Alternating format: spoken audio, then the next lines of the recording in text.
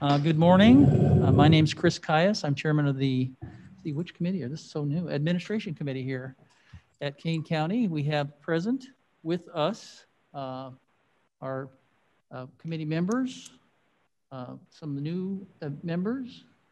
David Brown, Mr. Martin is here. Chris Hansen is here, our chair. And then online you have Berman, Sanchez, Bates, Gums, Molina, and Tepe. Great. And we have Mr. Froz, Mr. Ford, and visiting Miss Allen here for moral support. Great. So call the meeting to order. And we will do, Drew's going to call me if I don't get it right. We will do a roll call. There. Ready? Who's present? Berman. Here. Thank you. Ford. Here. Frost. Here. Gooms. Gums is here. Gums. Woniggi. Oh, Barb said she had personal things. Okay. Martin. Present. Okay. And Caius present. All right. I think the first order of business is the approval of minutes. And I believe, will be deferring those unless there's some comment. Other than that, we're going to defer those into January meeting and take care of both last month and this month's approvals at that. So we'll just move on to the finance report. Is there anybody here for the finance? All the records are on file and attached. So in public comment, anybody in the room here for public comment? No? Anybody online? All righty. Then we can move on to the next item, which is facilities management. And that would be Mr. Allen. Yes, sir. Thank you. The multi-use facility, can we bring up the picture, Blair? Yeah, just a quick moment. So recently we had a tour with, at that time, Madam Chairman-elect Herogue and several of the other board members, a couple of the other board members, and I think that went very well. I hope it was very informative for all parties involved. And our next scheduled tour is with the coroner's office on the 21st at 3 o'clock. And of course, anybody else that wants to attend, just let me know so I make sure I have enough protective equipment for everybody. But look forward to that as well. And we're also working with scheduling the sheriff on a tour as well. And he obviously is a much busier man than most of us right now. When did you say the next tour is? 21st, sir, at 3 o'clock on site. We'll meet at the construction trailer, do a safety briefing, and then make sure all PPE fits properly. And you just take that road down the old entrance and move right in. And actually, the jailhouse side road is now available as well. So if you go in front of the Judicial Center and continue through there, you'll be able to get the public access area. So there's 2 entrances and exits at this time. Okay, moving on. I believe we have another picture from another face. And same crew. Any questions on that? Okay, and then we have an updated video that was provided by the Sheriff's Department and Detective Kadich, who is present here today.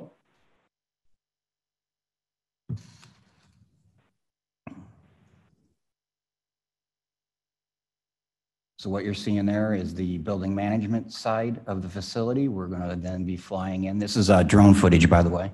We'll be flying into what's referred to as the sheriff's side or center. You can see the bays. Currently, all the doors are now set. The exterior doors are all now set and functioning. So that's buildings tightened up to the weather. We have interior heating provided by propane heaters. So the ongoing drywall taping mudding is going smooth. The corner's near complete.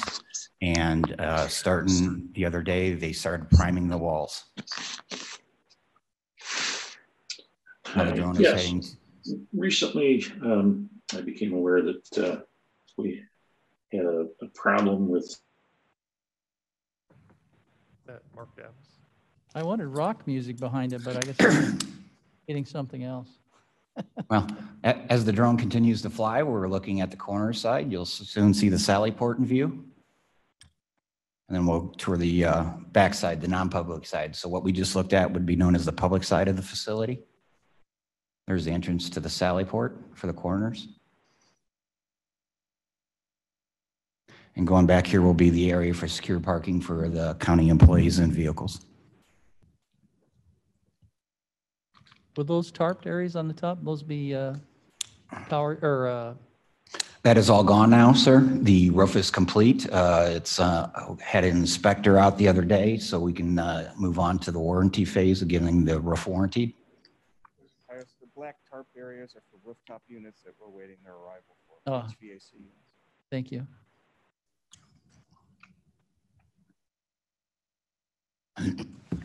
Excuse me. Again, the back side of the sheriff's area.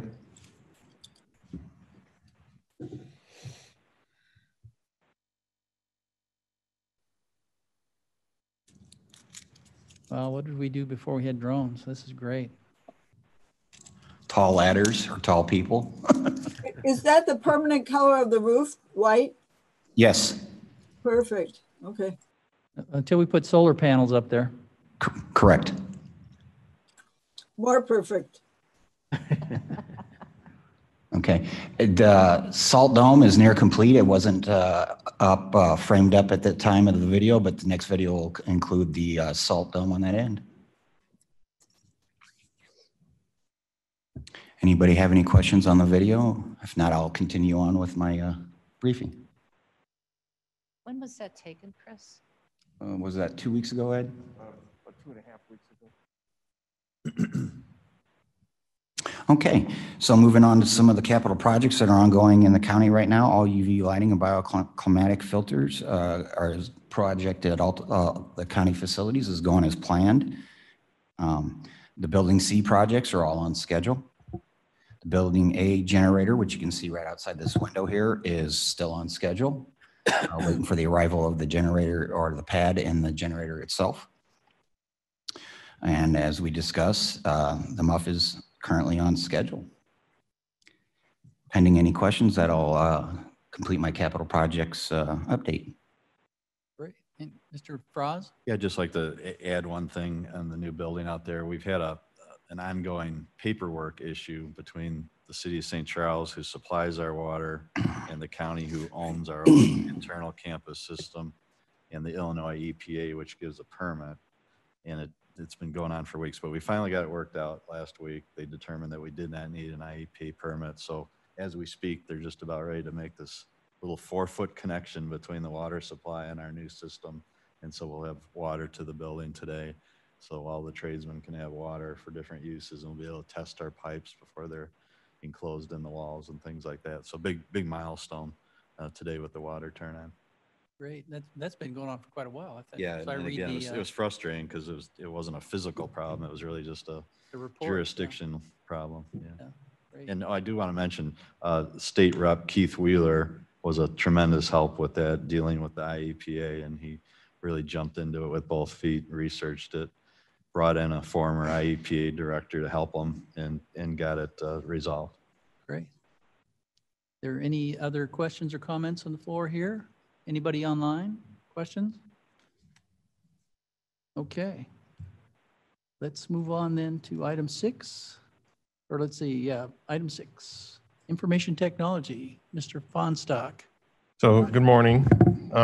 We have one resolution for the committee, and that resolution is authorizing the approval of 2021 aerial ortho imagery. So with that, I'd request a motion and a second. We can do a description and kind of explain what we're doing with that. I'll entertain a motion. Mr. Berman. Martin moves, and was that Berman. on? Better get Yeah. somebody online. Sorry. Okay. Berman. Mr. Berman second. Okay, Roger, the floor is yours. So the aerial ortho imagery is a contract that we take out to do, obviously, the images of Kane County. Those images are geometrically corrected. so that you can measure distance, and they're accurate basically for the purposes of use in development and other property maps that we use in the county. The request for bids was put out. We received 9 responses. The lowest response was from Coursera International for $94,800. It is a 1-year term. There's an option for 3 renewals. It is a budgeted expense. This is paid for from GIS special revenue, so it's coming from the recorded fees. This is something that we traditionally do every year to get the ortho imagery and the geometrically corrected images. So with a budgeted expense, 1-year contract, $94,800 with Coursera International, and we're recommending approval. And I do believe Tom Nikowski, our GIS chief, is online if you have any questions for Tom. Tom, are you there? I am. Okay. Tom would be the expert in GIS, and he certainly could answer the questions probably better than I, but any questions, please? Welcome, Tom. Are there any questions? Well, let's see. I'll entertain a motion from the floor. Or do we have that?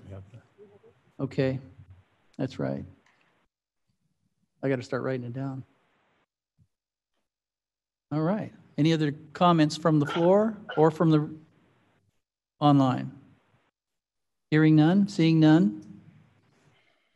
Call roll. Berman, Berman, yes. Ford, Yes. Fries, Yes. Gooms, Martin. Martin. Martin, yes. Martin, yes. Okay, it passes. Okay. Caius, yes too. Did you hear from Michelle Gums? Gums was a yes. Okay. Thank you. All right. Passes. The next item is Mill Creek SSA. I believe that goes back to you again, Chris. Thank you, sir. The one discussion item I have is the Mill Creek SSA coordinator's position has been vacant since August. With the passing of the moratorium recently, I would request that if it pleases the committee and the chairman to go ahead and post and fill that position. I don't think we need to do a resolution now. We don't have one. Would it be a consensus then of the committee? Are you? You have are a you comment, asking Mr. I Frost? didn't know if you want to make a motion or you just, Well, we just need consent. if it's just a consensus, I don't know that there's a motion. Is there? Yeah, we could do it by consensus because we're actually, because of the moratorium, we have to ask every time we replace somebody. Right. So we need consensus to do that. I would maybe just real briefly explain for the new members about the SSA. Sure. The Mill Creek subdivision, which is just west of Geneva and has a Geneva mailing address, is actually the largest unincorporated subdivision in the county, and it is overseen by this board. The county board acts over many of the services that are provided out there. And because we wanted to have local input, we started what's called a SSA advisory board, and it's a group of like 8 local citizens that sit on a committee and advise the county so that we can have more of a local input on those decisions we make. So we have a board. It meets every couple of months. The chairman appoints those members of the board. And so when you hear about the Mill Creek SSA, that's what we're talking about. It's a little bit unique because there aren't too many subdivisions and none of that size that the county oversees. So I believe it's 2,200 homes and growing, sir. yeah, so it's the size of a small town, and we provide most of the services. We provide the services and they pay for them. Yeah, and there is other bodies, like there's a Mill Creek Water Rec that does the sewer, water, and storm system. The township does the roads.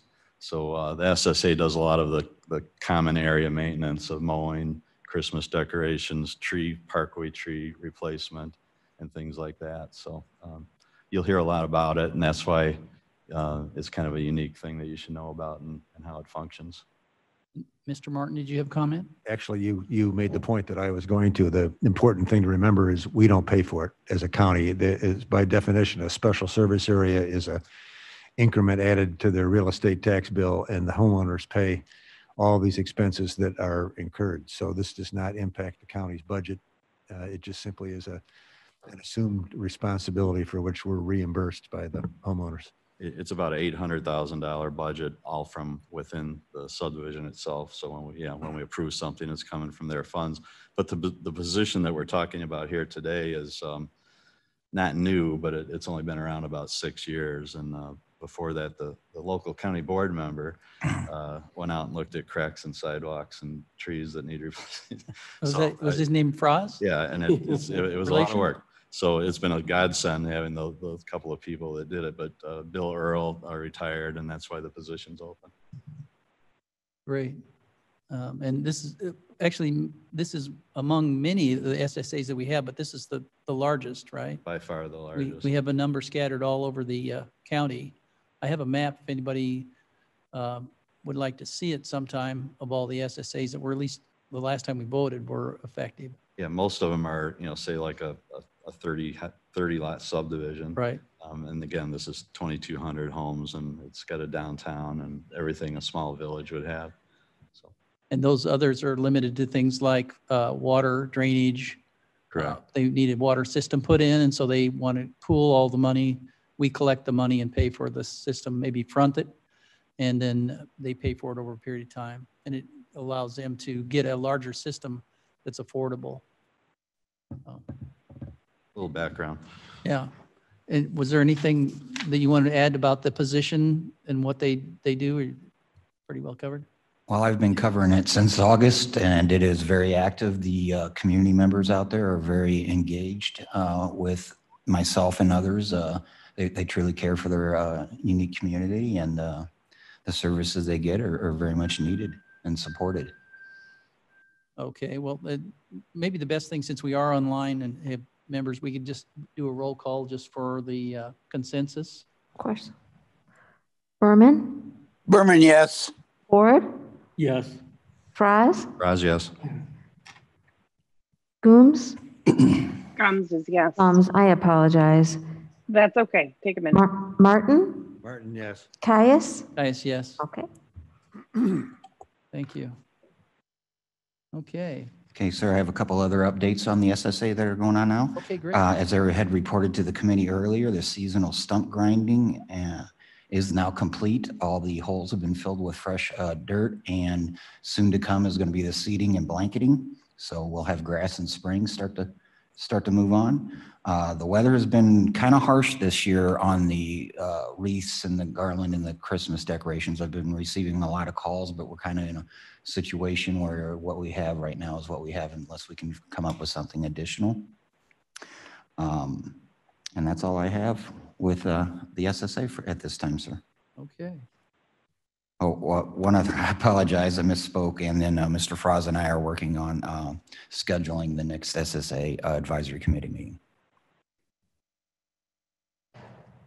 And I recommend that, I think I went out to at least one of the meetings out there at the SSA. The group meets out there monthly, do they? It's generally bi-monthly or as needed, but anybody's welcome to It's comments. a public meeting. Yeah, it's a public meeting. There's a small office that we lease in the Mill Creek downtown building.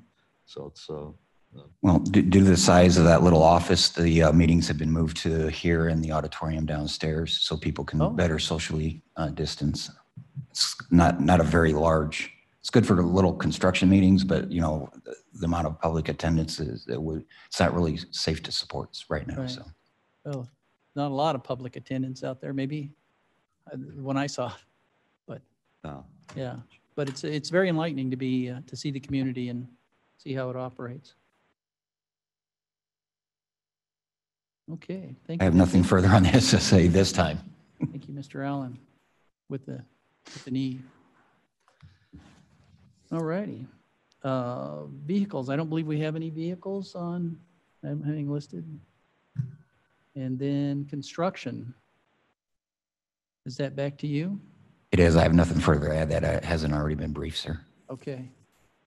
Nothing new on construction. The next item, I believe, is that's listed on the agenda is the discussion of Fabian property, 40-acre site of the old jail and its future use. And Mr. Martin, you have something to comment? For the benefit of new members, we've been discussing at some length over a period of time what, in fact, we should do with the Fabian, what we call the Fabian property, which is, I think it's 37 acres. Don't hold me to that number, but it's the old jail site, the old sheriff's office. It currently operates as the sheriff's repair facility and impound facility, and there have been varying discussions and starts and stops, but in conversation today with, I spoke with Mr. Fonstock, we are now in the process, as we know from yesterday's meeting, of engaging a new architectural firm. And part of theirs, and I'm going to ask Roger to expand upon this statement when I'm done, part of the responsibility for which they are charged in the bid documents is in fact to put together a revised master plan. We have an old one prepared by White and Company that I don't know how old it is. It predates my time on the board. And I think it basically dealt with the campus on 38 only. And as I understand it, the new charge will include not only the Fabian property, but this site that we operate in here, and then the two parcels out on Route 38, which are the one that is obviously active because it has the judicial center on it and the new construction we've talked about, and then across 38 North is a vacant parcel that again is additional inventory. So in as much as we will presumably in the regular course of events have a formal recommendation from the architectural firm, my suggestion to the committee is that we defer conversation on this until we have the backdrop of some expertise. And having arrived at the conclusion before I gave Roger, I said I would defer to Roger to explain it, but to the degree I was off, just. Sure. I think that the only thing I would say is that it's a qualifications-based analysis. So they're proposing their qualifications to be selected as an architect and engineering firm for the county.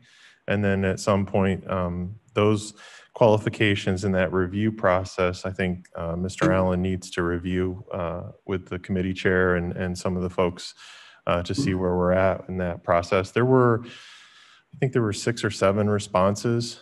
And 13. Well, I think after the first, there was a larger group, and then there was a smaller group that was reviewed.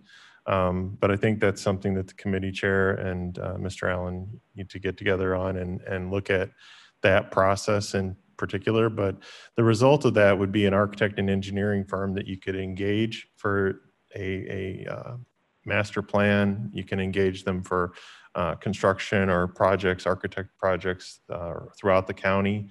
And that's what we use for a basis for our capital projects. So I think the current project under the multi-use center will be wrapping up in the spring, but this has been a topic, I think, since the beginning of the multi-use center is the architect and engineering services that the county uses. Yeah, to elaborate on Mr. Fonstock, per the RFP quality-based that we sent out, obviously we had a large interest in us, and we were able to select more than one firm due to specialties and ranges of capabilities for the counties as well. Okay, any other, Madam Chairman? Question. Can you use your microphone? I like to tell you what to do. Here it is. It's not. Use your Here it microphone. is. Thank you. Question. Has the board considered hiring just one architectural firm as it currently has, or is it contemplating hiring 2? So the original request for qualifications are, I think it gives us the option of doing 1 or 2. I think the discussion with this committee and the different interests would decide at this committee. So I think you don't have a resolution today. You'll have one probably next month, and whatever the direction is of the committee and the shareholders, that I think that's what we would put forward.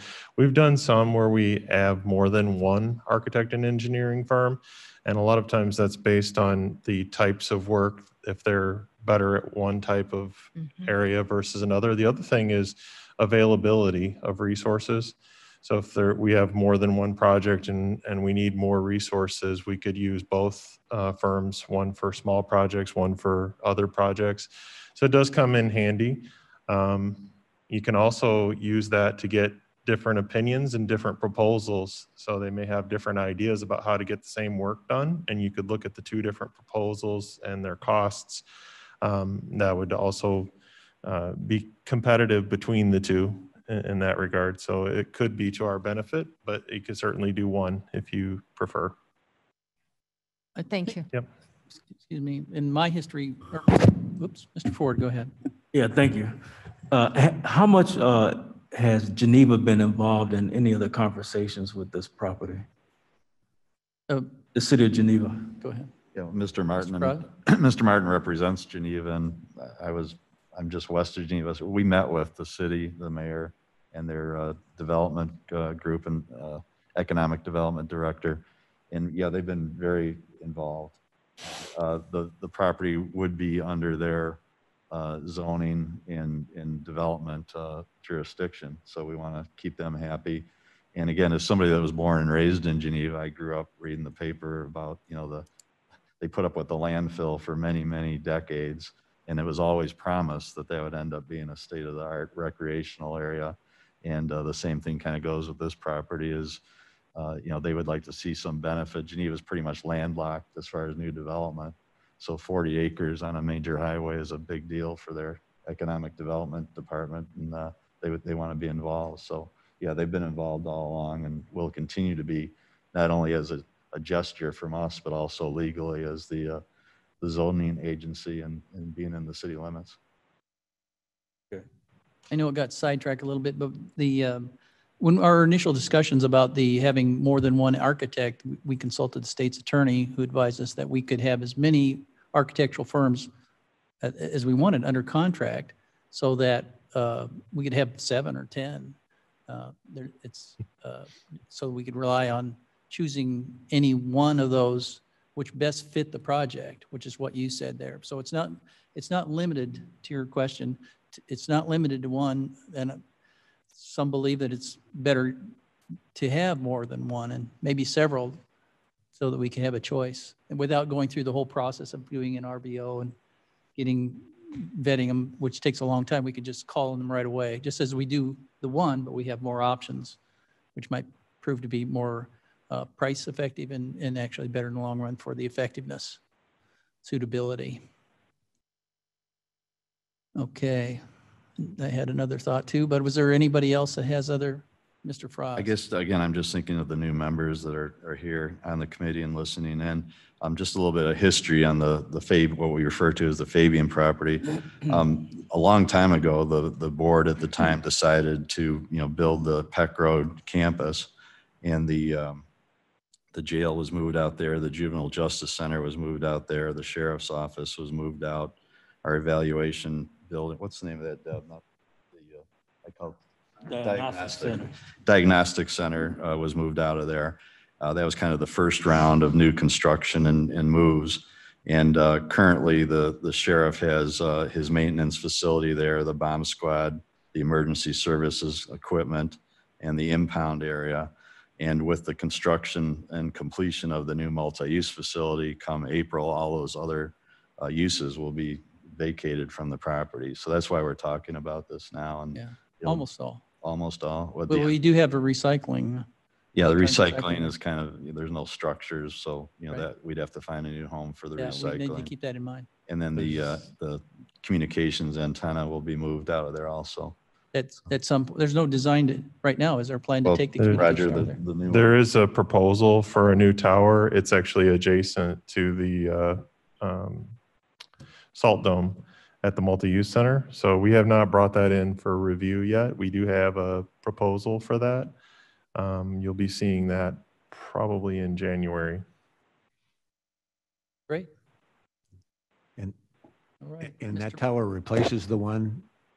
It is, The old sheriff's tower? it's a different design and construction. It's self-supporting. There are no wires. So it has a foundation and it goes up next to the salt dome. So there's no wires or anchors. The type of construction at Fabian is a guy wire tower. It takes up a couple acres of property to have that. This will be just self-supporting. But this would replace the Fabian Yes. tower? Okay. Okay. Any other comments on the Fabian? Sounds like it's well under its way to getting a plan. Okay, is there anything under new business? I have a few items, sir. Sure. Excuse me. Yes, Mrs. Allen asked me to revive a couple resolutions that had been tabled at one point in time, and one of those was with the green building policy, and the other one is with the energy efficiency study with the Sheriff's Department. I have since then collaborated with the Sheriff, Jody, and Detective Kadich is here, and I believe Jody's there to meet. We've had some wonderful meetings. Right now, as far as the green building policy, we're at a 99.9% solution, and that 0.01% is my problem, not Jody's, as well as the energy efficiency audit with the Sheriff's Department. Again, we met yesterday, and we have come to terms in an agreement. I can go further into that. I just want to give that update to Mrs. Allen and the committee that work is going on in the background, and if hopefully it'd be my intent, and I'm sure the sheriff's intent as well as Jody's intent, that those resolutions be revived in the next committee meeting in January and reviewed and discussed.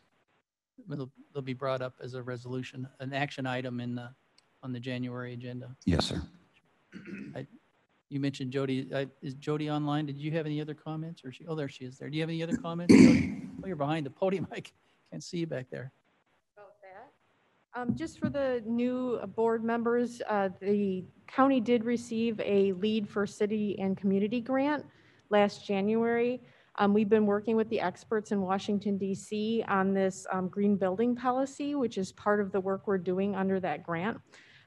We did meet with Mr. Allen and have worked through making sure that the language is very clear for the committee. There were no major changes from what went through E&E committee, and I can go into any more detail if anyone has questions. Any questions from the floor here or online? And are we talking about two separate items, the green building and?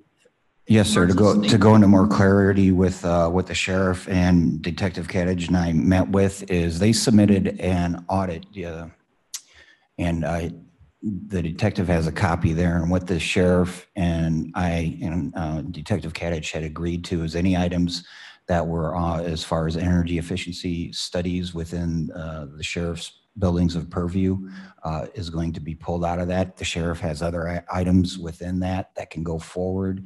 And that was pretty much our real simple agreement. I also explained to the sheriff and Detective Kadich, as was mentioned earlier, once we get the new A&E contractor in place, we'll do a county-wide building assessment. And then with that information, we'll not only be able to share it with this committee, but we'll be able to sit down with the sheriff and go through that in detail for review and discussion as well. Does that pretty much sum it up, Detective? Do you have any other comment you'd like to add? That's my job. Oh, I'm sorry.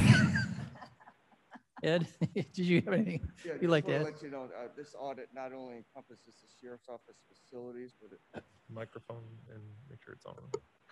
this audit not only encompasses all of the sheriff's office facilities, but it also includes our fleet of vehicles, so where we can become more energy efficient within our vehicles. So it's a complete package deal.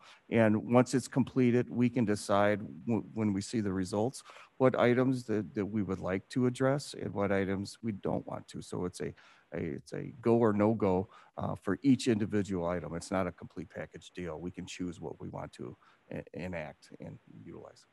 Right. Mr. Chairman. Mr. Frost? What? No? I'll Yes. or I'm sorry. Fonstock, how about that? Yeah, Mr. We'll go Fonstock. there. Started with an F. That's okay. My only question was whether or not the name of the company, which company did get selected? Maresco? Okay, Ameresco. Ameresco. Okay. Because at one time, and the other question was whether or not it included anything to do with telecommunications, telephone, or internet service. Because at one time there was a talk about them looking into that.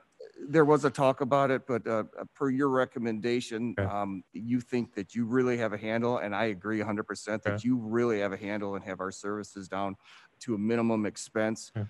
They may look at it, but it's all part of the package. And again, Okay. we pick and choose which portions we want to use. Okay.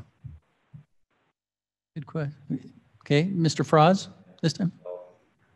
I'm going to ask you to spell that for the secretary. Yeah, it's Ameresco. It's A Adam, M Mary, E Edward, R Robert, E Edward, S Sam, C Charles, O Ocean. Ameresco.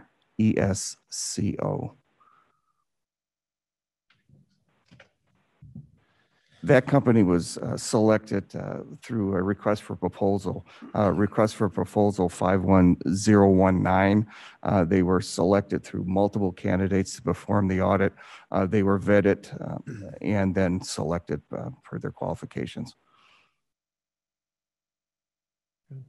Okay. Any other comments on, oh, Ms. Allen? One of the things that I think I'm sorry, Ms. Allen, is your microphone on? my little light is on. Is that better? I, Try another one. Okay. Is that better? Yeah, there we go. better, yeah, thank you. One of the things that we were trying to just check out was the idea is that you sign a contract with the vendor. Then the vendor is going to go through and do a review and will make suggestions out of that review as to the improvements that you can do that will save tons of money. The improvements are large enough that you may have to bond out for those. And the idea is that then you would be paying your bond and you would be able to pay the bond with the savings. And you'd also be able to pay the vendor's fee, in this case, I think about $9,000 with the savings also. So it's a win-win proposition. And I think one of the things that the committee wanted to be able to think about was having committed to doing this, suppose you decide to do nothing. You're still going to need to pay that $9,000 fee. And if you want to go forward, you may have to bond out in order to be able to pay for the improvements. And we can expect them to work out the way the company predicts because that's their job and they know how to do it. It's just that sometimes you have to kind of be prepared to sell it a little bit in case things don't work out. We're still going to be on the line for those responsibilities. So that's what the committee gets to think about. Thank you.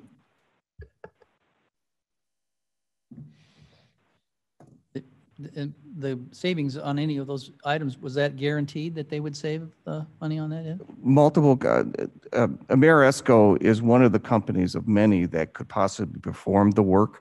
And at least 3 of the companies that we had talked to in discussions have guaranteed their savings. And they said that if we do not achieve the projected savings, they will write us a check for the difference. We did speak with also many municipalities that actually had similar work done, and we have yet to find one that said that they've ever received a check. They said they've not only met, but it exceeded their savings. So, and hopefully we'll achieve the same results if we go forward. Great. Okay. Anything else on that item? Anything from the online? All right. I have just a couple other updates for the committee, sir. Certainly. Yeah, so currently, just so you know, we've got a small to medium project going on over the sheriff's jail. There's a current airflow efficiency issue there. We're looking at multiple solutions as well as multiple funding sources.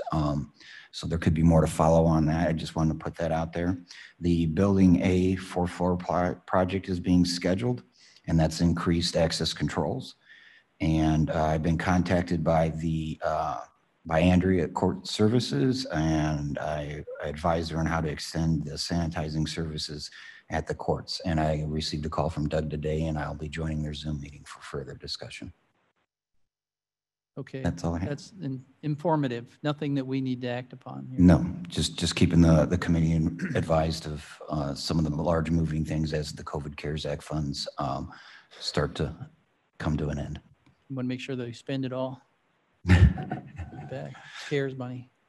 Yeah, great. Okay. Anything else for new business? Mr. Fonstock. So one of the topics of discussion has been social distancing and how this room is arranged. As you're aware, when we have a full quorum of the board, this room gets relatively congested quickly with the limitations we have on seating. So one of the thoughts and recommendations that we have is to look at chairs that can be connected, disconnected in rows. And it's not something that we need to go out to bid or RFP for. It's not that substantial. We just need a recommendation and consensus on the chairs. I know this has been addressed in previous boards and it has never really been ordered or resolved, but with consensus of this group, we would look at chairs, basically whatever color you prefer, and try to get those. The idea would be that as the pews are set up right now, it's very difficult to use the space that's available and to get people separated out. We can't move the pews and adjust them. They're pretty fixed. And then you have the attractive yellow caution tape, which is what we use to keep people from sitting in the pews. We could actually pull chairs out, put chairs in, we can separate them out, use the floor space better. So what we're looking for is if the committee would like to get chairs, they're fabric covered chairs. There's a couple examples here. There was also a discussion that we should get arms for the chairs so that people have an armrest on the chair. But mainly we would be looking for just the color and preference. So I don't know if anyone else has any questions or comments, but we're looking for some direction and if you want us to proceed. Okay. Mr. Ford? Thank you. I think the chairs would be a good idea. I would be for it. I'm not a interior decorator, but it seems like the gray would just fit right along with what's going on here. And I would like to see what would be the difference in cost with having arms on the chairs. Do you have figures for that? So most of the chairs that we looked at that did not have arms were about $35 to $40. So you know, with 60 chairs, you'd be around $2,500. With arms, I think you add another $15 per chair. So it would be almost, 50%, maybe more, somewhere in the 4,500 to 5,000. Mr. Frost? And the arms don't detract of the total number of chairs that we can have? No, they're interlocking chairs. I believe they're 21 inch wide chairs, and they're stackable even with the arms. Yeah, so, just a little bit of history. Before the county bought this campus, it was the Sacred Heart Seminary. This was the church, so those are pews. They've been here ever since. They're not real comfortable. As a matter of fact, one prospective board member used to bring his own cushion and keep it in the back closet. It's still in the back closet. Still there. Anybody needs it? Stand by. But the one thing that appealed to me, I did support this. The one thing that appealed to me is there is kind of a natural human nature to not want to sit shoulder to shoulder with somebody. And with the individual chairs, I think we would get more utilization because everybody tends to leave a space between them on the benches where hopefully they would use these a little bit more. I was amazed at the price. I thought $2,500. That was about a third or a quarter of what I expected the price to come in. Miss Allen, as former chair, was in favor of keeping the pews and had a kind of a pilot test of some cushions made so that pew number 1 there has a cushion on it. But I'm in favor of moving forward with the chairs. I think it's very economical.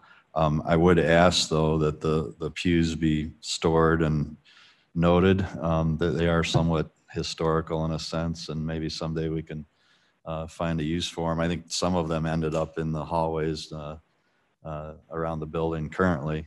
As a matter of fact, right outside of the county board office, there's one. So I'd like to hang on to them and make sure they just don't get, sent out to the landfill or something. Mr. So, yes, we're Roger, do you gonna- have a comment on that? Yes, we would try to locate, pews in the hallway for guests that are waiting in the, but I think, you could probably have maybe one per floor, or they are big pews, so they do take up a lot of space if you put one in the hall. So we could certainly probably look at getting a couple of those in the building in places where there aren't seating in the hallway. And we can certainly store them or keep them as a part of the building somewhere. I don't see that as a problem. Up on the mezzanine, there's a lot of room up there, Ed? Whoops. Sorry, bad joke. We could use those for the training rooms in the new building, right? Keep everybody attentive. Keep awake, yeah. Anybody Mr. else Chair on the committee? Gumbs? Mr. Barton? Oh, I'll get to you just in a minute. Mr. Barton first? I just, for the dollar figure involved and the fact that this seems to be a decision we ought to be able to make, I would, to Mr. Ford's point, say let's get gray. It goes with the black that we have here for the rest of the chairs, and just move the project forward and complete it. Okay. Commissioner Berman? Mr. Berman? Yes, I You think have it's the a floor. great replacement for the pews. I think it's much more comfortable sitting in the chairs of that nature, and obviously having them stackable and removable is fantastic. And gray seems to be the popular color of any interior decorating this year, so I'm in favor of that. So my comments. Thank you, Mr. Berman. Mr. Chair Gumbs? Anybody else on the committee? Yes? Gumbs? Who's, I okay, also Michelle? agree with the color gray, but I would like to see the arms on the chairs. Yeah, I want arms too, to my point. As Mr. Martin commenting that he wanted Okay. arms. Anybody else on the committee have a comment? Online? Miss Allen? Respectfully, it wasn't a personal decision. We did poll the board and also asked the staff of the county who frequently have to sit in the pews what their choices were. And the majority of both the staff and the board at that time was just to make the pews more comfortable, which is why we were looking at doing the cushions, a sample of which is there. Now, at the time that we did the poll, we didn't have a pandemic, and now we have a new board. So I would say just, ask again. People had affection for the pews because it stayed with the gravitas of the room, and people are certainly entitled to change their minds about that.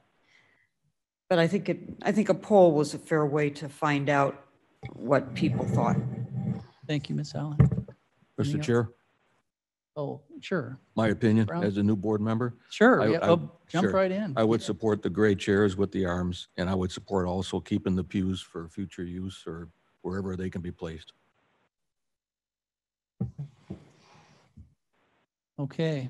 Any other comments? I did have one question. The price, whether we have the arms or not, wouldn't affect whether we could buy them we get them today. No, it would not. I think the only challenge is, sourcing them and the fabric choice. We have to make sure they have them in stock to get them quickly before we would have another meeting. But we can certainly get working on that. Okay. Madam Chairman. As I'm looking at the pews, are they bolted down? Will we have to take a look at the No. carpeting underneath? They're on the surface of the carpeting. We might need to do a little carpet cleaning, but I believe they're not cut into the carpet. So Thank you. I believe this carpeting probably is close to the age of the pews. I don't know. Some of the areas have been here, I know, at least 18 years. So it's held up well, I think. Very good Yeah, carpeting. you can push them right around. They move. Oh, wonderful. Yeah, Oh, Yeah, I've leaned against them and have them move, so. yeah. excellent. So I am getting a feeling that the board or the committee is interested in having chairs that are gray in color with arms. Is that the way I read that? And anybody online have a comment? Gumbs agrees with that. Okay, So Okay. as a consensus, then why don't we just do a roll call, if we can do that for consensus again? This would be to, as consensus, to remove and store the pews and replace them with an example of the chairs that we have here with arms that are gray. Is that the way I read that from the committee? I would say yes. Any comments? Then we'll do a roll call just so we can hear people online and without a lot of noise. Ready? Go ahead, Berman, Karen. Thank you. Berman agrees. Ford, I agree. Fraz, Yes. Gums, Yes. Martin, Yes. Caius. Caius, yes. Thank you. Thank you for all your work on this, Roger. And thank you, Miss Allen, for taking everybody into consideration, everything into consideration, and expressing it. Okay. Anything else in new business? Seems to me there was something, but I forgot to jot it down. Anything in old business? Mr. Chair, Gums. Yes. Michelle?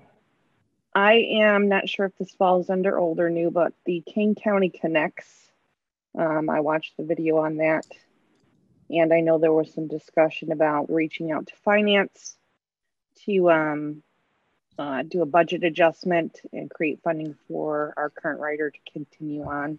I think we should have a discussion on that. I'm not sure if admin, I'd be happy to entertain if you think that this is an appropriate place for it with the committee. Mr. Fraz? Yeah, I guess I'm glad she brought that up, so thank you. That's near and dear to my heart. Last month, we had a report from Mr. Fonstock because IT was asked to take over some aspects of that, which they did, and they made it somewhat easier, I think, for the operator of it to use. But the gist of the report, and Roger, you can correct me if I'm wrong, but the gist of the report was they can handle all the IT aspects of it, but they don't create content. So again, the gist of the report was there's a big hole in the program because we don't have a content person, which was what Rick Nagel did. You know, and I'm trying to think of how to say this nicely, but Mr. Nagel was the victim of a retribution, and that's why he's not here, and that's why this great program that was built over the last 8 years to 20,000 readers was dismantled in the last few months. So yeah, I'm all in favor of putting it back together. And a reference was made at the last executive committee about Rick and I being like childhood, lifelong friends. We were in high school at the same time, that's it. So I didn't get to know him well till he started working here. I'm not sure. Mr. Fonstock, do you have a comment on that? So I believe that Mr. Fraz's characterization of what we are doing in IT is correct. It's accurate. We do have the ability to publish the newsletter and to update the website. We do not have content writers for the county, so we take articles from the offices and departments. We check them for the title, some grammatical and picture, and then we post it to the newsletter. So what transpired this past week was we took articles that were sent to us and we posted them to the site. The cycle between getting articles is where you get into a challenge where there's not anything specific from an office or department. The newsletter tends to sit idle. There's plenty of news that needs to be reported, and I think it needs to be a regular cycle of news, but that's not something that we have staff writers for. Rick Nagel filled that role in the past. It certainly is something that I think some of the offices and departments take advantage of, having someone that can write an article, whether it's Rick Nagel or someone else. We can post articles for now.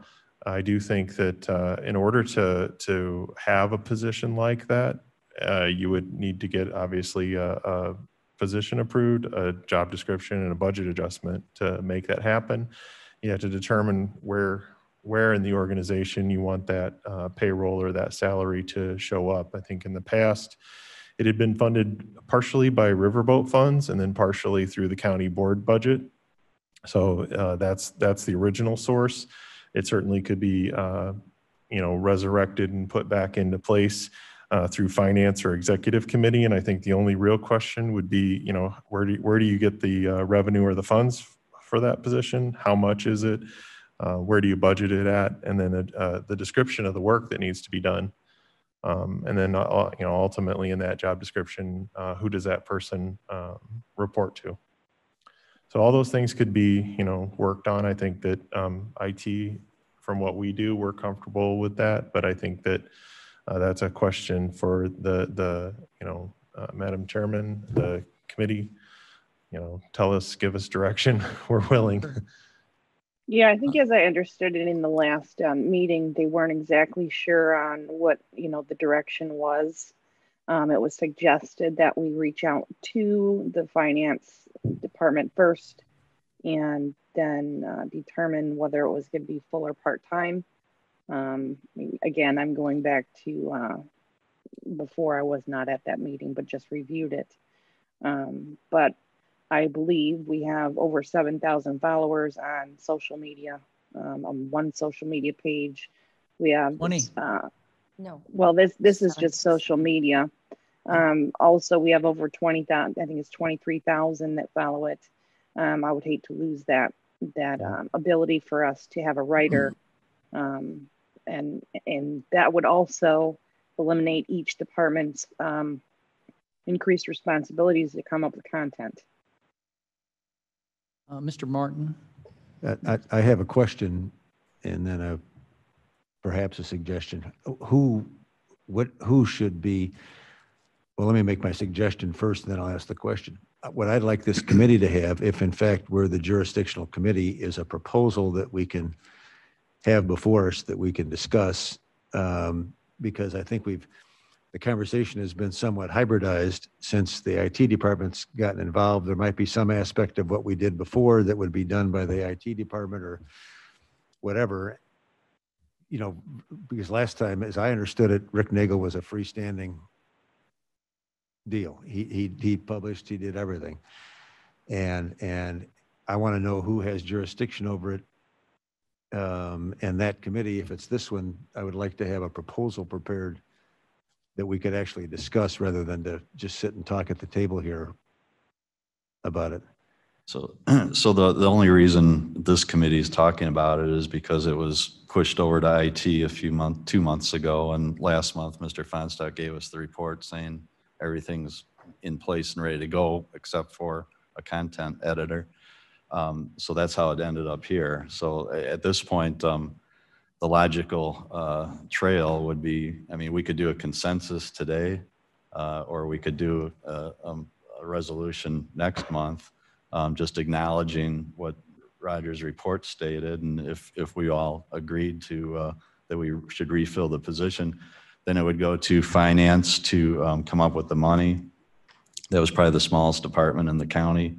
And I think we could easily transfer some funds from reserves to reinstate it.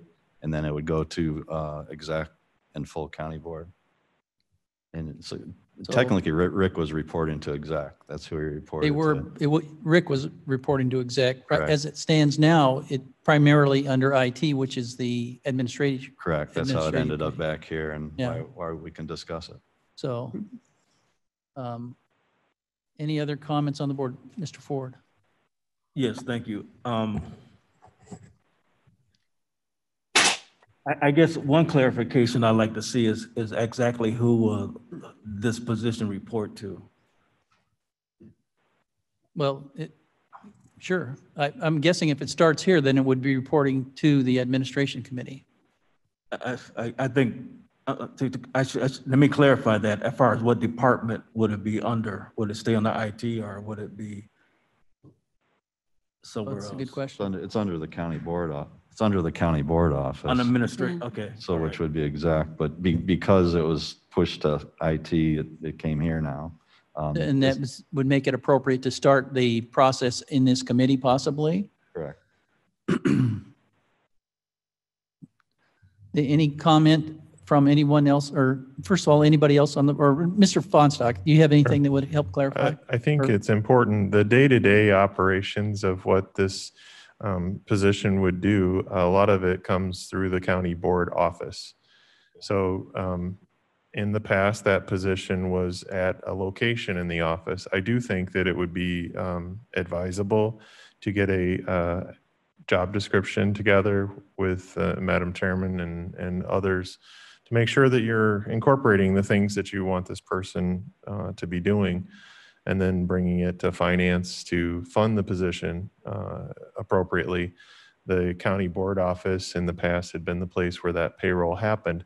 You do have things that are day-to-day direction, and I think that a monthly meeting is probably not, sufficient interaction to direct a person, regarding stories. So having them in the board office, they get the pulse of things, they understand what's going on, they know what they need to respond to.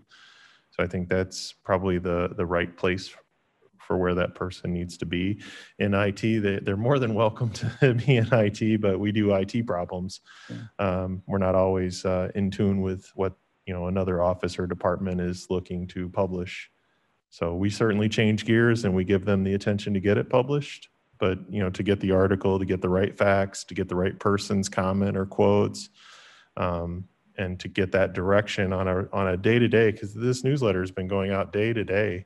Maybe we want to try and do twice a week or 3 times. I don't know what the schedule will be, but with that kind of frequency and having oversight be monthly, they can report to the executive committee as they have in the past.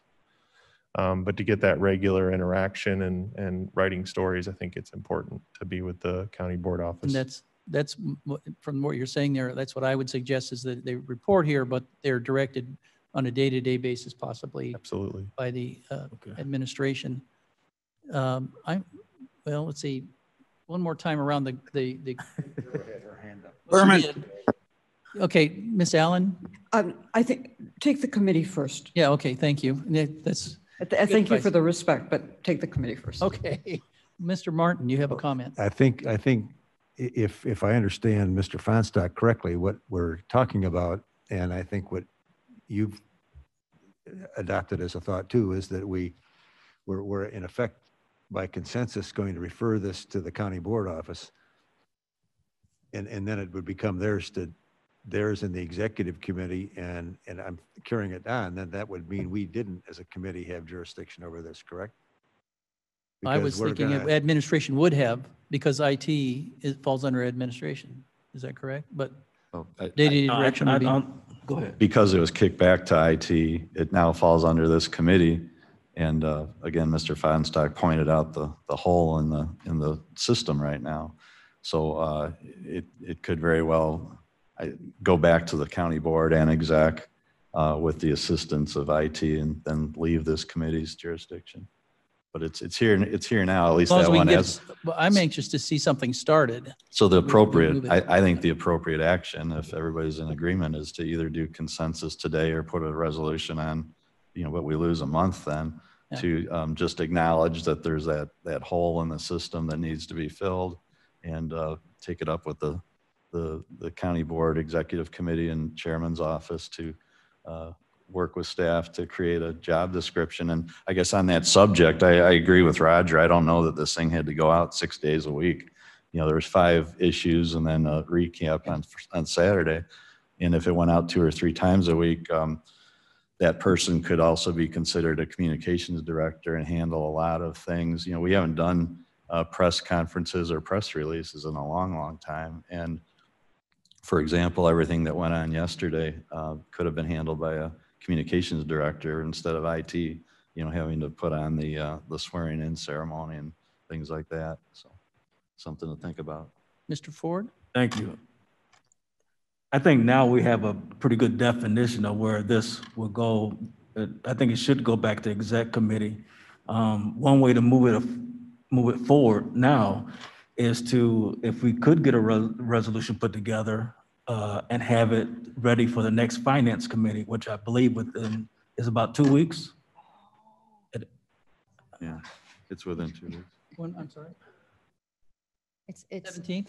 17th, yes. Oh, 30th. Oh, that's right. It's the last week. 30th. Right. It's the last week. Finance is usually the last week of the month. So that would be my suggestion. I agree with you. for flow?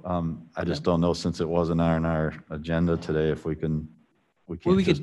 can we do a consensus, or Madam Chairman? Excuse me, and thank you for the liberty of speaking. This has been a critical issue for me on my now third day on office. And we have a couple of things we have to address pretty quickly. As you are aware, we are in a COVID pandemic, and obviously, and vaccines are going to be distributed. We have local municipalities and villages who are very concerned about this communication of what we're going to be doing as a county, because we are the health department, and via the county is going to be doing the distribution. So we want to make sure that there's very clear, precise communication going out to the press on what this is going to be like, so that we will not cause any fears amongst the general public. We need this position to move along as quickly as the board will allow. So if I can ask for your liberty to be allowed to put together a job description so we have an idea of what the pay rate was going to be, and then bring that forward then to finance, because we need to get an idea of what the requirements are, what we are looking for, get the pay scale in order, and then start moving on that hire and as quickly as we can. So I would appreciate your liberty with that. Thank you, Madam Chairman. Ms. Allen, did you have something to say? I'm sorry. Not anymore. Oh, sorry. Berman raised his hand. Oh, good, Mr. Berman. You know, Rick Nagel did an outstanding job.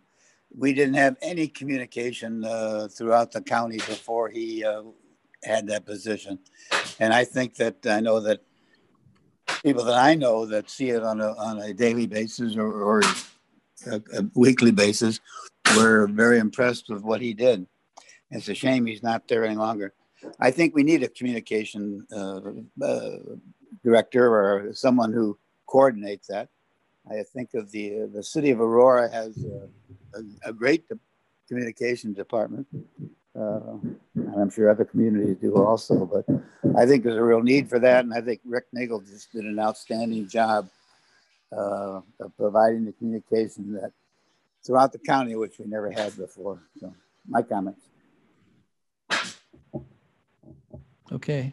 Anybody else online? Comments? Committee members? Could I make one more comment? Sure, Mr. Frost. I just think based on Chairman Progg's comments, the one thing I think we could do today is a consensus that we're acknowledging Director Feinstock's report from last month that there's a position that needs to be filled, and just do a consensus, and then it can move on from there to the appropriate path to the county board. Does that sound reasonable? Copey raises his hand. Copey? Mr. Copey? Sure, go ahead. Thank you, Chairman Caius. To Ms. Chairman's point, is it possible that the Jobs Committee could spear the initiative that she suggests? So the jobs, I think it would be, well, I'll defer to someone that has more experience with it than I do. Mr. Frost again? The purpose of the Jobs Committee is to create and stimulate the economy of Kane County through jobs, not deal with jobs at the county. So it would be or appropriate to, and especially somebody that's going to report directly to the chairman. So I think the course of action we've laid out is appropriate. Okay. That sound reasonable to the committee? Shall we do another roll call vote just for consensus? And this would be to move this item along and suggest that it go to the administration, executive, and then go to be presented in finance as some sort of an action item, so we can get it moved along. And not that we have authority to do that, but at least to push it that direction. Other comment, Mr. I think I would recommend the consensus for the creation of a job description and a request for the funding associated with it. That would go to finance And then the executive committee would naturally see it after finance determines the funding. An executive would get a chance to make any recommendations at that point. And then ultimately, executive committee is where that position had made report regularly anyway. So they'd get to see it before it goes to full county board. One of the things then talking with the interim executive director of the health department, they have, obviously different communications set up as well, but I know that that's an area that they are looking for support from the county board on to get more word out. And I do think that the expediency, getting something started quickly. I don't know if the board would entertain a special meeting maybe to try and get this done faster, because it's just everything is happening in December and January. So to wait till the January meeting will be another month goes by. Mr. Martin? I think would it simplify if what we did as a committee would be to arrive at a consensus, announce a consensus this morning that this matter is properly dealt with by the county board office and the executive branch, and that we defer to them to put together the necessary mechanism to get this matter before the board for a vote as soon as possible. And then we don't, rather than the minutia of us giving instructions on which committee it would go to and everything, let that be decided by the executive. And with the goal, and maybe it's a special meeting, whatever it is, let's if that's our consensus that we want to get it done, then let's just assign the task of getting it done without trying to determine how to do it. Right. I would agree with that, but I would like to acknowledge Director Feinstock's report from last month, acknowledging that there was a need and us addressing that. There's a need to move it along rapidly, as rapidly as possible. A need to create that position because there's a hole in the system right now. Okay, Madam Chairman. Thank you. And to your point, I received a phone call yesterday from Tony Preckwinkle's office. Matter of fact, we spoke, Chairman Preckwinkle, and she asked for the contact for a director of communications. At which point I said, may I get back to you? I will say that I've talked to Mr. Nagel, and he's willing to work as a volunteer until such time he may be reinstated. I'm just throwing that out there, but if that need is that dire, he's willing. It's a shame to lose him. Yeah, they did valuable work. Yeah, if we adopting Drew's thought that we want to acknowledge the report by the IT department that they can deal with the mechanics, but that the content is where they're short, and that we by consensus believe that the county board office should in fact put together a proposal that can be given to finance that relates to this. And if, for example, we need health department stuff, just throw that into the mix, and figure out where it's going to get, where and how it's going to get paid. But let them do it and get it in. I think it's a good idea to acknowledge that we've received the report and that we're moving it on, because it needs further work than where it's at, and then let the work be done by the appropriate group.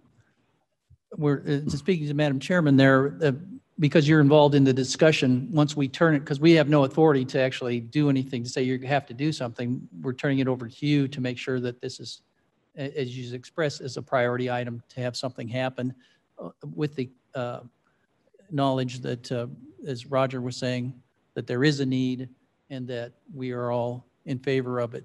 Mm-hmm. So absolutely. A consensus then to do that, just so that we're all on board. And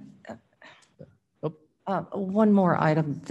Not only am I obviously concerned about the pandemic and communications, there's going to be other communications as well that's going to be coming out through the county, talking about what the county does. But I was also online to Mrs. Gumbs's point.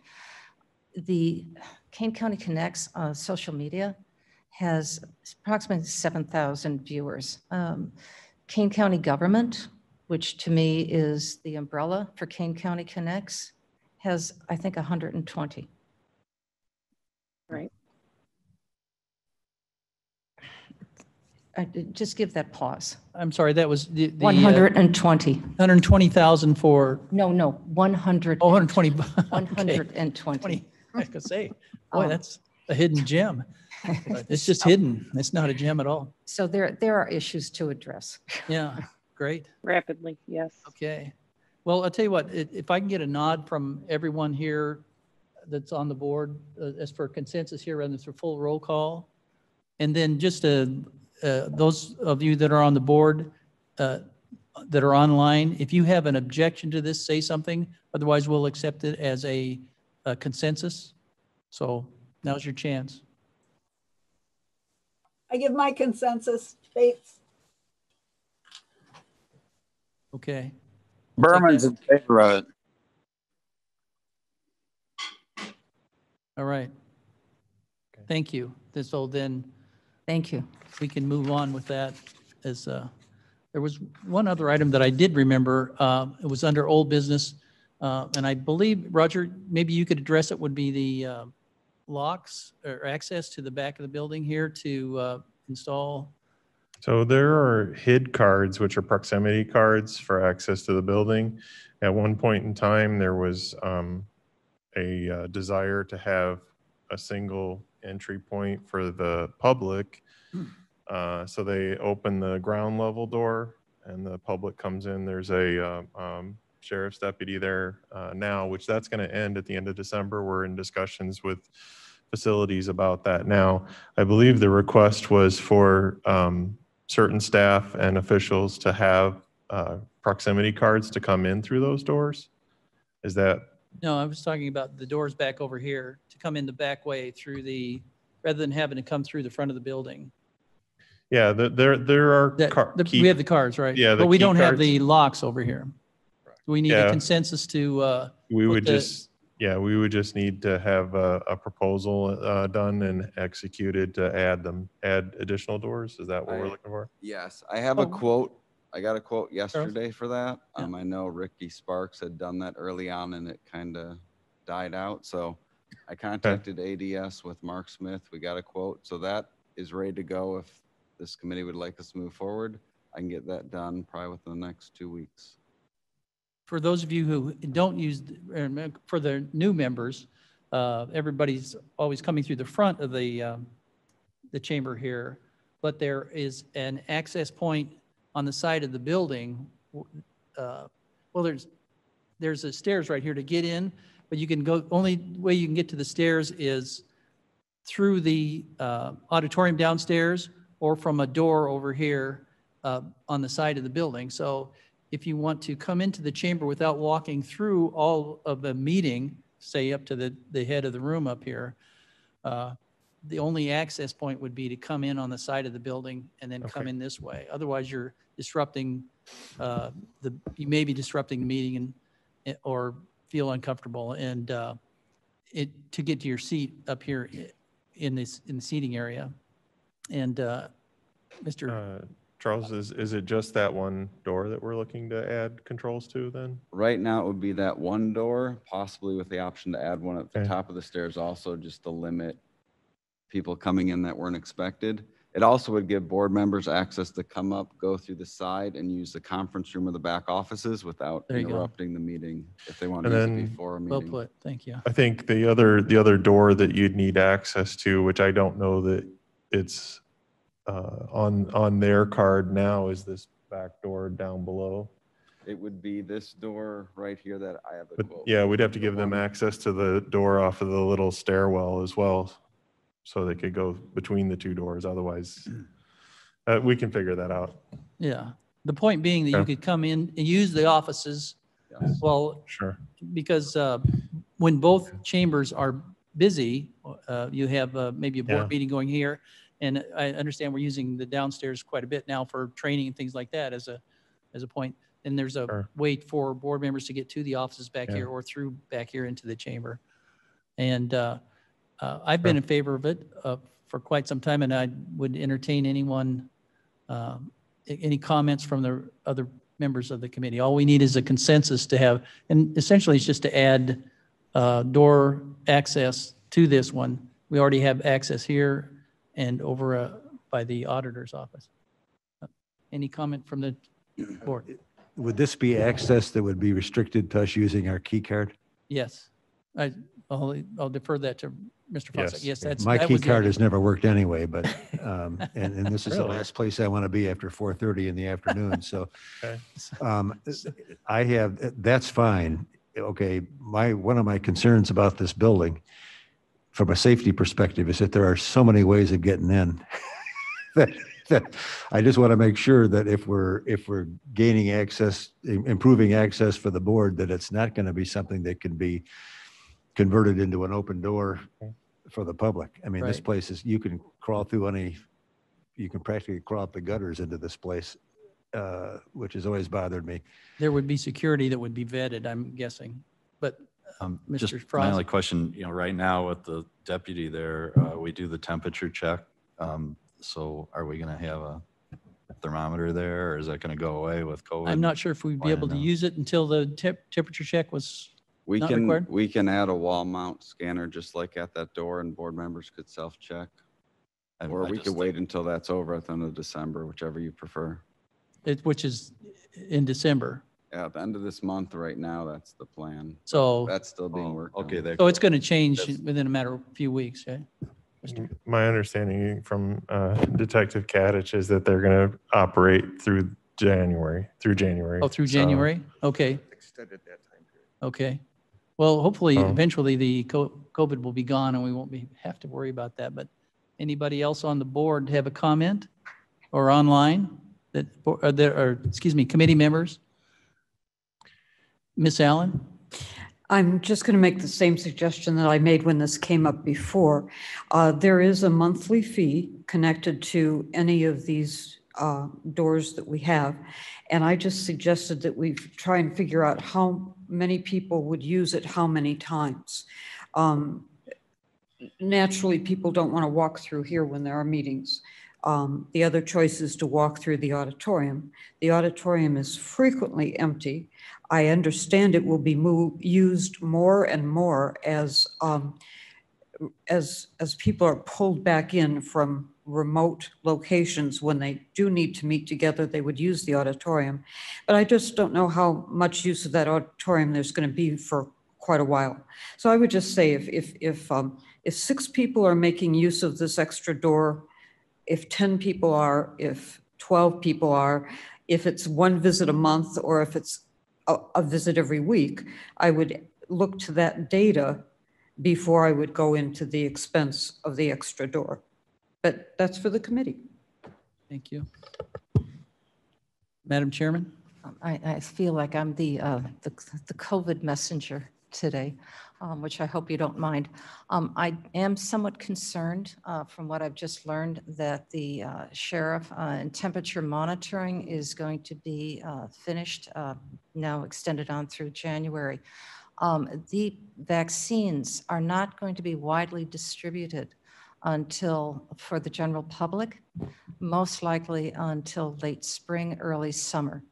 We have a large population of people coming in and out of here who may be carrying COVID. So we still need to have some level of protection. Self-monitoring is fine for employees. I'm sure they'd be respectful of that. But if we're having guests coming in to pay a bill or doing business with the county, how are we going to dissuade them if there's not somebody there just monitoring their temperature? I have a question, Roger. Are people using these doors access to over here? Are employees using the key locks over here now? Yeah, if they have key card access granted to them, they can use those doors. And I do know that there are people from different offices that I believe have been granted those. They do come in through the main entrance to get checked in the morning. Yeah. So At least they're supposed to.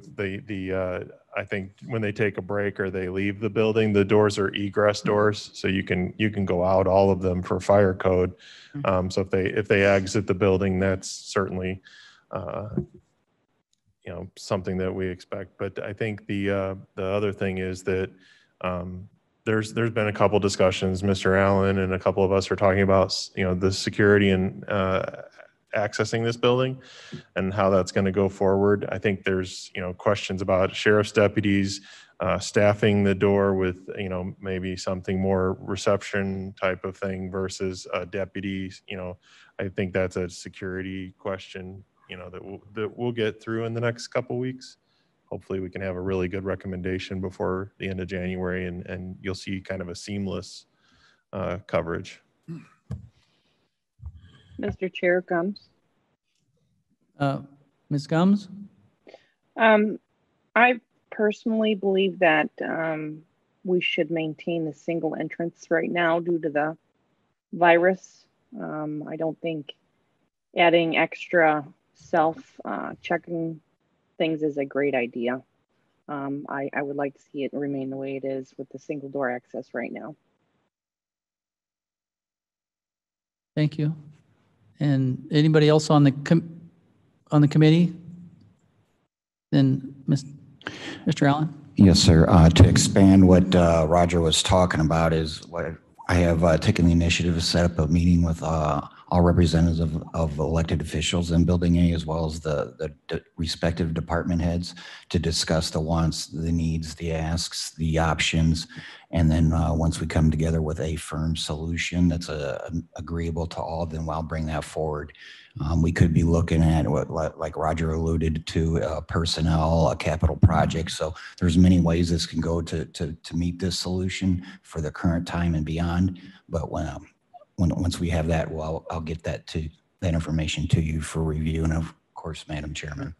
I should have known you guys were ahead of the game on this. I just wanted to bring it up.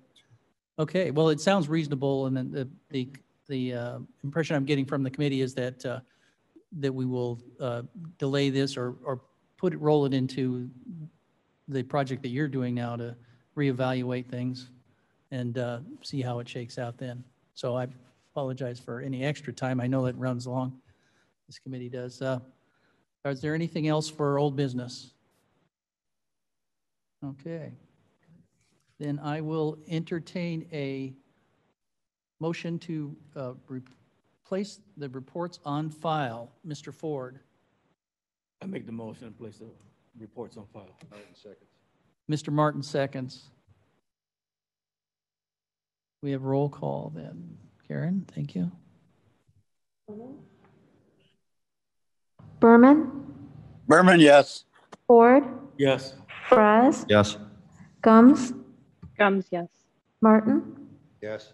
Caius. Caius, yes. Thank you. Is there any need for executive session today?